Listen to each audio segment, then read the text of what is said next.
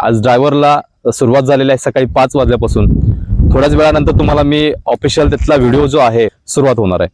So जसा 17 जुलैला एक GR आला आणि 17 जुलैच्या GR मध्ये त्यांनी सांगितलेलं होतं की तुमचा वेळ न घालवता महत्वाचा विषय म्हणजे तुम्हाला जसं काल मी सांगितलं की 1860च्या दशकामध्ये जे काय इंग्लंडमध्ये या स्पाईकचा जास्त नसतं त्यामुळे तुम्हाला 100% बेनिफिट भेटतो.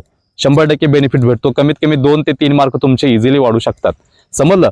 आता जो कमी आहे तो शूज सिंथेटिक ग्राउंडवरती यूज करायचा असतो, कारण की हे नेल्स असतात ते लहान असल्यामुळं सिंथेटिक ग्राउंडवरती एवढं लक्षात ठेवायचं.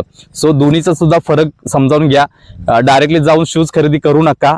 100% तुम्हाला याच्यामध्ये मग इंजुरी होण्याची शक्यता एक सुद्धा असतात, एवढं लक्षात ठेवायचं. काही ठिकाणी 7 असतात, काही ठिकाणी 8 असतात. आता हा 8 नेल्स असणारा शूज आहे 100 मीटरसाठी. महत्वाची गोष्ट लक्षात ठेवा. जर तुम्हाला रिझल्ट मॅक्झिमम पाहिजे असेल तर समजलं, तर 100 मीटरसाठी तुम्हाला गोष्ट सांगितली. याच्यामध्ये मुलींसाठी मुलांसाठी